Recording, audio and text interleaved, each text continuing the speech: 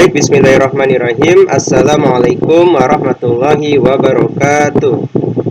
Alhamdulillahirrahmanirrahim. Pada hari ini teman-teman SD3 bertemu lagi bersama Pak Ridwan dalam pelajaran bahasa Indonesia ya. Hari ini materinya kita review pelajaran-pelajaran sebelumnya ya. Baik, langsung saja kita mulai. Sebelum mulai kita buka dulu dengan membaca Bismillahirrahmanirrahim. Nah, teman-teman yang ada di rumah, kita langsung mulai. Teman-teman, pertama Pak Ridwan ingin review terkait materi yang dulu pernah kita pelajari ya.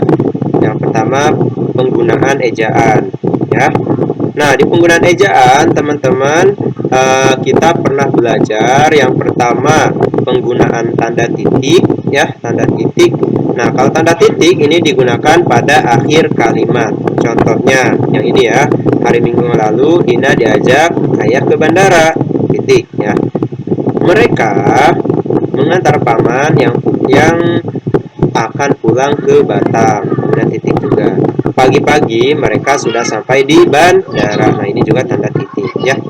Kemudian yang kedua ada penggunaan tanda koma.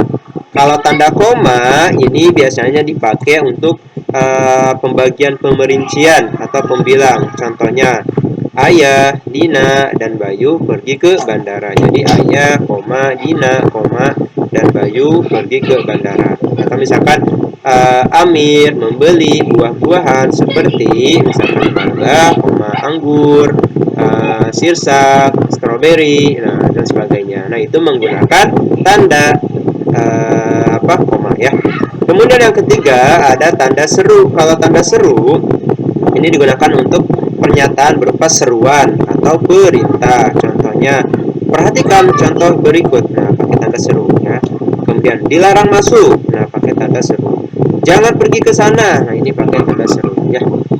Kemudian yang keempat ada tanda tanya.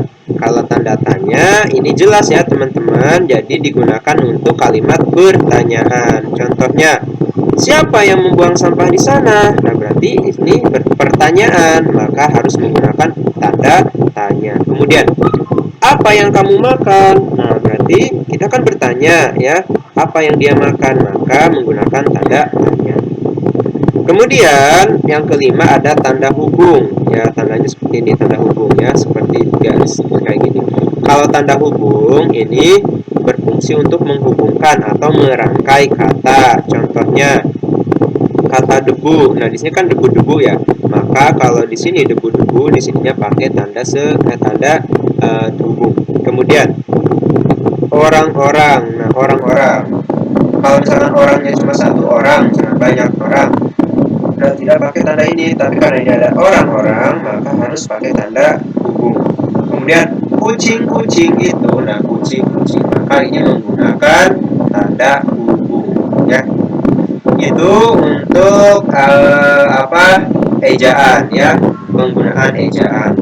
Kemudian yang selanjutnya mengenai apa yang kemarin kita sudah pelajari. Nah, ini merangkai kata menjadi kalimat, merangkai kata menjadi kalimat ya. Jadi ada kata dirangkai menjadi sebuah kalimat, ya.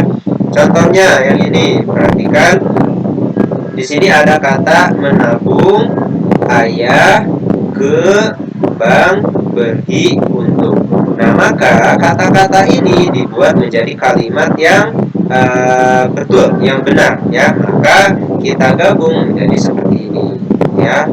Kita susun, ayah pergi ke bank untuk menabung ya. Jadi kata-kata ini diubah menjadi sebuah kalimat ya.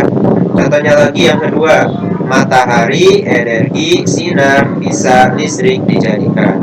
Nah, ini menjadi sebuah kalimat yang benar. Sinar matahari bisa dijadikan energi listrik. Kemudian selain itu, selain merangkai kata menjadi kalimat, ada juga merangkai kalimat menjadi paragraf. Nah, ini merangkai kata menjadi kalimat sudah yang tadi. Mana lagi? Oh, ini ya.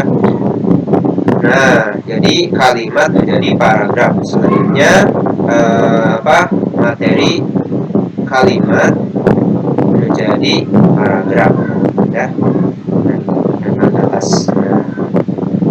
Ya. Nah, ini menyusun kalimat menjadi paragraf. Nah, kalau ini berarti ada sebuah kalimat, kemudian kita buat menjadi paragraf. Nah, ini yang dimaksud kalimat. Nah, kalimat mana ya? Kalimat. Nah, ini yang dimaksud kalimat.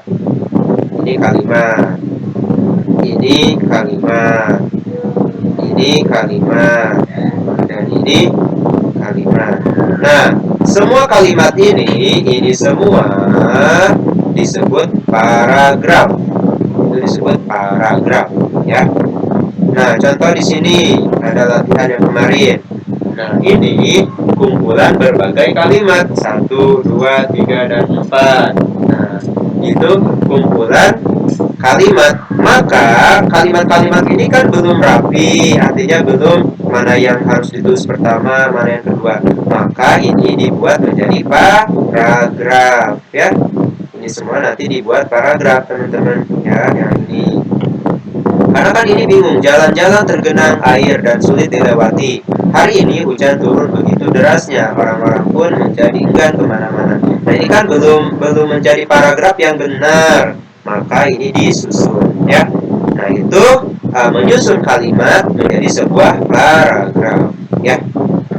Kemudian kemarin kita sudah belajar mengenai ini, teman-teman, nih, kata depan di dan pada, ya. Kata depan di dan pada. Ini sudah paham ya, ini gampang banget. Nih, kalau kata depan di dan pada ini menunjukkan keterangan tempat dan waktu. Ya, contohnya tempat waktu itu kayak tempat kamar, sekolah, rumah, sawah, dan masih banyak lagi. Kalau waktu misalkan siang, malam, sore, petang, pagi. Kalau kata depan pada ini menunjukkan hanya keterangan waktu, contohnya pada hari Senin, pada hari Kamis, ya, gitu ya, pada hari kemarin, kayak gitu. Nah, ini contohnya kata depan di. Contohnya, ibu memasak nasi di dapur, kakek menanam jagung di kebun, Alif makan bubur di pagi hari. Nah, itu kata depan di. Kalau kata depan pada, contohnya Erlan pergi sekolah pada pagi hari. Pada hari Senin kemarin ada ujian hafalan Quran dan lain-lain. Nah, itu ya, teman-teman, kata depan di dan kata depan pada. Kemudian kemarin juga kita sudah belajar kata depan di yang digabung dan kata depan ke yang kemarin. Nah, kalau kata depan di yang disambung atau digabung, contohnya dibeli, jadi tidak ada spasi di sini, ya, tidak ada spasinya, tidak ada jaraknya, ya. Kemudian dipukul, jadi semuanya menyatu, ya, tidak dipisah. Kemudian kata depan ke ini menunjukkan arah dan tempat, ya. Contohnya ke toko, ke Palestina, ke Bogor, ke sawah, dan sebagainya. Tapi kata depan ke itu bisa disambung, contohnya kemana, kepada, kemarin, dan masih banyak lagi. Nah, itu kata depan di yang disambung dan kata depan ke, ya.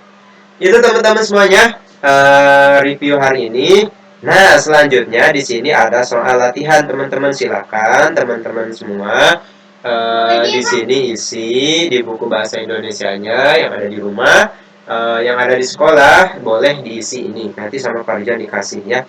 Nah, pertama lengkapi penggunaan ejaan.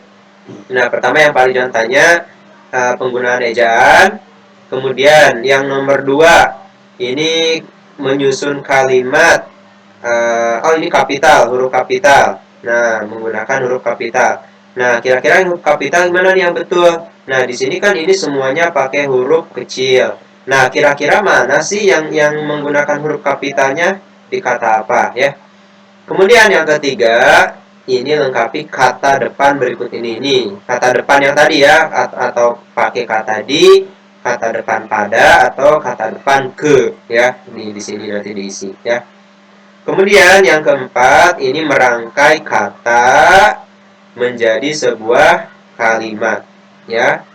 Ini rangkai kata menjadi sebuah kalimat. Ini kan kata-katanya acak-acakan, maka kalian buat menjadi sebuah kalimat. Yang kelima, ini merangkai kalimat menjadi sebuah paragraf, ya. Ini kalimat-kalimatnya 1, 2, 3, 4. Lalu kalian buat sebuah paragraf. Itu teman-teman ya. Ini ada A sama B ya. Itu teman-teman untuk tugas hari ini. Jangan lupa nanti dikerjakan di rumah, lalu kumpulkan ke Parijuan ya. Baik teman-teman SD 3, itu aja review hari ini. Jangan lupa nanti kita pas ujian tertulis ya, insya Allah.